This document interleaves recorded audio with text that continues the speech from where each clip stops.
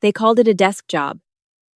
What they didn't know was that my desk had put 41 people behind bars in the last 26 months.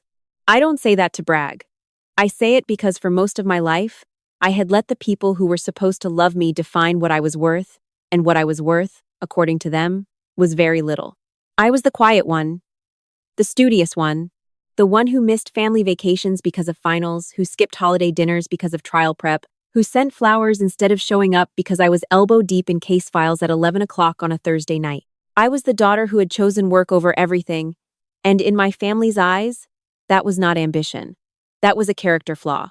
My sister was the one who had done everything right. She had gone to a good school, graduated with a pleasant degree in communications, landed a job at a marketing firm in Atlanta, and by 28 had met a man whose family owned 3 regional hotel chains and a commercial real estate portfolio that stretched from Georgia to the Carolinas. She was getting married in Savannah, at the venue she had been dreaming about since she was 12 years old, with 240 guests and a flower wall that cost more than my first car. Everyone in the family was thrilled. Everyone had been talking about it for 14 months. I had been invited 6 weeks before the wedding. I noticed that. I filed it away in the part of my brain that catalogs things quietly and doesn't make a fuss about them. My mother called it an oversight. My sister said the invitation list had been complicated. I said congratulations, and booked a flight from DC to Savannah without asking any follow-up questions. Because I had learned a long time ago that asking follow-up questions in my family only led to longer conversations about everything I had done wrong. I flew down on a Thursday. The rehearsal dinner was Friday evening. The wedding was Saturday. I had a motion due the following Monday morning, and I had brought my laptop. My mother picked me up from the airport in the kind of mood she only had when she wanted to say something but was waiting for the right moment to say it. She hugged me at the arrivals terminal, told me my hair looked nice, and then, approximately 4 minutes into the drive, said, "I just want you to behave this weekend." I looked out the window at the Spanish moss draped over the live oaks and said, "I always behave." "You know what I mean," she said. "The Callahan family is they're a certain kind of people. They have a way of doing things. I don't want you to make it about your work." I wasn't planning on making it about anything. You always make it about your work. Mom, I'm just saying. Not everyone wants to hear about court cases and depositions. These are normal people with normal conversations. Can you just be normal for 2 days? I told her I could. I was not entirely sure I believed myself. The hotel was beautiful. My room was on the 4th floor, overlooking the river, and I sat on the small balcony for a while after I arrived and watched the water move, and tried to remember the last time I had sat still long enough to watch anything. The answer was that I could not remember. That probably said something. I chose not to examine what. The rehearsal dinner was at a restaurant in the historic district, the kind of place with exposed brick and candlelight and a menu that didn't list prices. I arrived in a dress I had bought specifically for the trip, navy blue, understated, and my mother looked at me when I walked in and said, quietly, before I had even reached the table, "That's what you're wearing?" I looked down at myself. "Yes." "Okay," she said, in the tone that meant the opposite of okay. The Callahan family was already seated when I arrived. There were more of them than I had expected. Parents, siblings, aunts, cousins, and an assortment of people who seemed to orbit the family the way certain people orbit wealth, close enough to bask in it, careful enough not to reach for too much. My sister looked radiant in a way I had never quite seen her look before, the way people look when they are about to receive something they have wanted for a very long time. The groom was handsome and attentive and laughed at the right moments. He had the easy confidence of someone who had never had to wonder whether he belonged in a room. His father sat at the head of the larger table. He was a tall man, somewhere in his early 60s, with silver hair and the kind of composed, watchful stillness that I recognized immediately because I had seen it across courtrooms my entire career. It was the stillness of someone who spent their life listening carefully and revealing very little. He had been introduced to me briefly when I arrived. My sister swept through the introductions quickly, the way you move past items on a list that don't require explanation, and I had shaken his hand and said it was nice to meet him, and then been ushered toward the far end of the table. The far end of the table was where I sat with my aunt and 2 cousins who were too young to be interested in talking to me, and a family friend whose name I immediately forgot. I ordered the salmon. I drank water. I listened to the table talk around me, and participated when someone directed a question my way, and tried, Genuinely tried to be the version of myself my mother had asked me to be. It was going reasonably well until my sister's toast. She stood with her champagne glass, and she was glowing, and she said all the things a bride says at a rehearsal dinner: how grateful she was, how happy she was, how much she loved her future husband and his wonderful family. And then she looked down the table at me, and she smiled the smile I had known my entire life. The one that looked like warmth but had something else underneath it, something small and sharp. And she said, "And I want to thank my sister for making the trip down from DC. She works very hard at her government job, and it is not always easy for her to get away." She said government job the way some people say bless her heart. Everyone smiled politely. My mother looked at her plate. One of the cousins stifled a laugh. The groom's mother, a gracious woman with pearl earrings and a warm, genuine smile, leaned over toward my mother and said, "What does she do exactly? Government work, is she with an agency?" My mother glanced at me with a look I could not entirely interpret and said, "She's a lawyer. She works for the Department of Justice." "Oh, how lovely. Corporate law?" Before I could answer, my sister sat back down and said, cheerfully across the table, "No, she's a prosecutor. Federal. She files charges against people." She said it the way you describe a perfectly fine but unremarkable career, the way you might say she does data entry or she manages a small office. "Very paperwork heavy," she added, picking up her champagne again. "Lots of forms." The groom's mother nodded and said, "Oh, that must be interesting." In the voice people use when they have decided something is not interesting at all. And the conversation moved on, and I sat at the far end of the table and ate my salmon and said nothing. I was good at saying nothing. I had learned it early. In my family, being good at something was only impressive if the right people could see it, if it translated into the things they understood: a big house, a impressive spouse, a job title that needed no explanation at a dinner table. What I did needed explanation. What I did existed in a world they had never entered and did not particularly want to enter. And so, over the years, I had stopped explaining it, stopped trying to make them understand the weight of what it meant to stand in a federal courtroom and argue that a man had done a terrible thing and that the law required a consequence. I had stopped because explaining it to people who did not want to understand felt like speaking into a room with no walls. The words just went out and disappeared. That night, I went back to my hotel room and sat at the small desk by the window and worked on my motion for 2 hours. I ordered room service at 10. I fell asleep somewhere around midnight with the television on and the curtains open, and the river was still there in the dark outside, still moving. The wedding was at 4 in the afternoon, in a garden that had been dressed in white and greenery and soft light. I sat in the third row on the bride's side and watched my sister walk down the aisle, and she was genuinely beautiful. And for a moment, I let go of everything else, and I was just her sister, watching her begin something new, and I felt the ache of love that lives underneath all complicated things. The ceremony was brief and honest. The groom cried a little when my sister reached him, which was the thing I liked best about him. They said their vows and they meant them, I thought, and the guests applauded, and the late afternoon light came through the magnolias and turned everything gold. The reception was in the adjacent ballroom, and it was exactly as beautiful as my sister had always imagined it. And I stood at the edge of it for a while with a glass of wine and felt the particular loneliness of being in a room full of people who all know each other and knowing that you are not quite part of the fabric of it. I was not unhappy exactly. I was simply where I usually was, on the edge of things, watching. My mother found me around the cocktail hour. "You look like you're waiting for a bus," she said. "I'm just taking it in. Mingle. Go talk to people." She looked around the room with the specific anxiety of a woman who worried constantly about what people thought of her family. "The Callahans are very social. They're going to wonder why you're standing over here alone." "I don't think they're wondering anything about me," I said. "Don't be like that." "I'm not being like anything. I'm just standing here." She walked away to talk to someone else. I finished my wine and got another one. The seating at the reception placed me at a table near the back. Not the absolute back, but close enough to feel the statement of it. I was seated with a college friend of my sister's whose name I vaguely remembered, a couple from the groom's side who were kind and uninterested in conversation, and my aunt, who had already had 2 glasses of champagne and was in the mood to be helpful.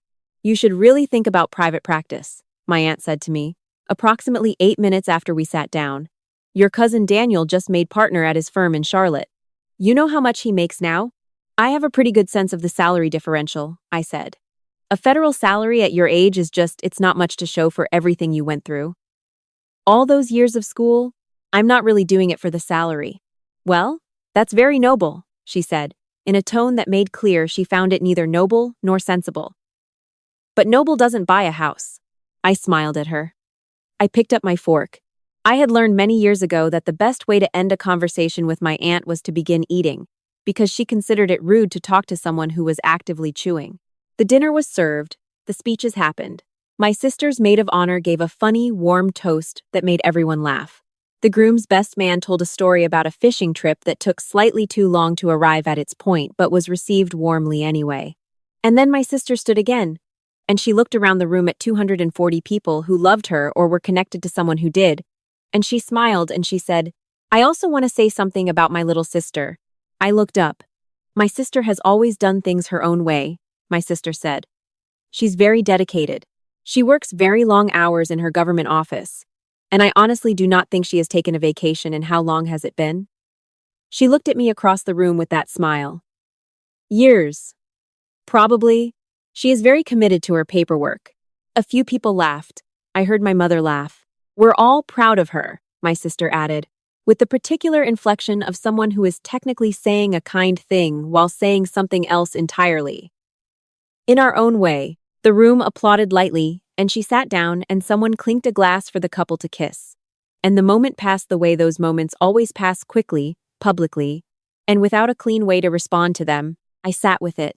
I breathed through it. I took a sip of my wine and I looked at the centerpiece on the table, and I thought about my motion and about the witness prep I had scheduled for Tuesday, and about the fact that I had a case going to trial in 6 weeks that involved evidence that had taken me 9 months to build, evidence that was going to matter, that was going to mean something to a family in rural Ohio who had been waiting 3 years for an answer from the justice system.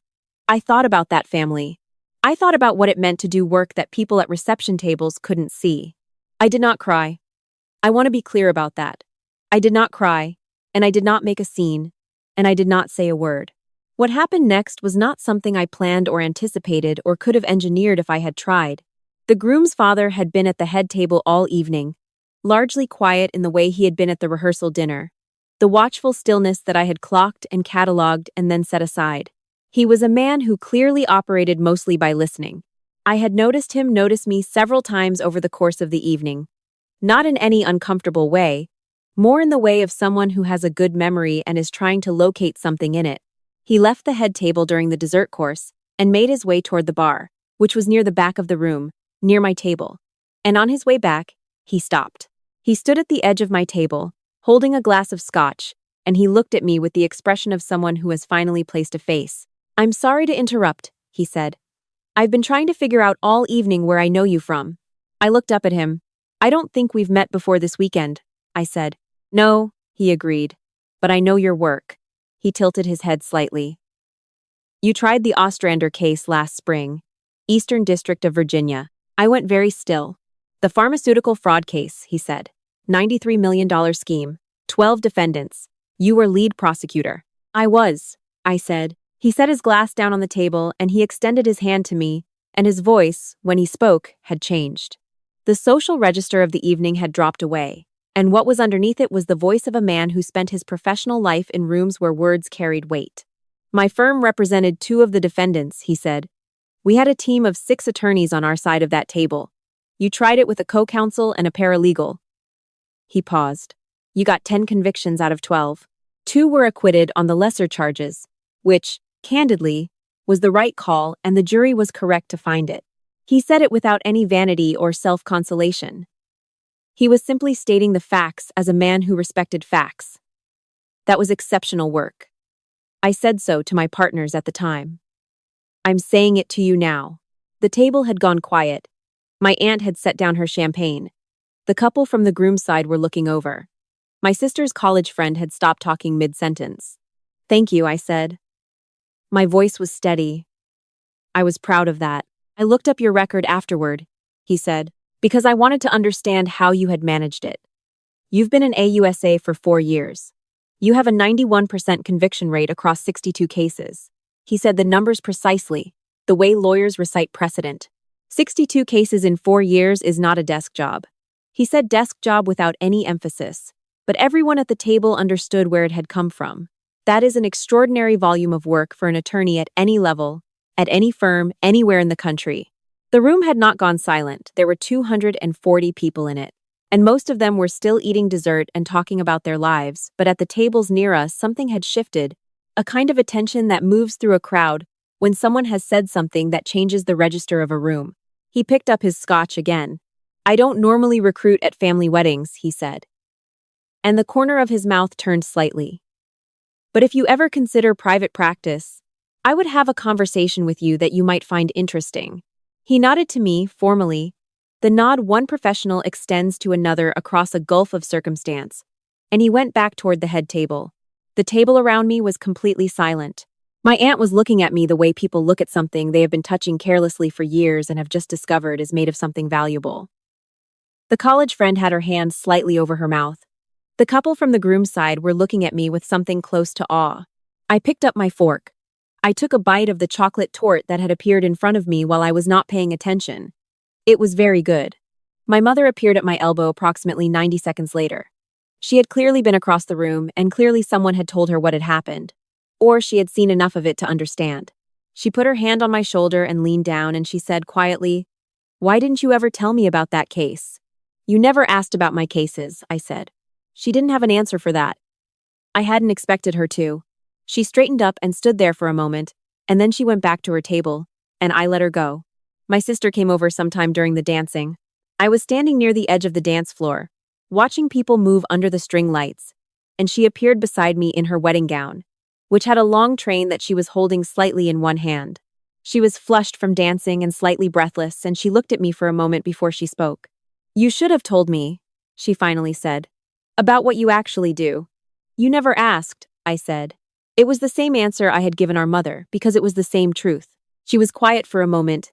"Dad would have been proud," she said. It was the most honest thing she had said to me in years.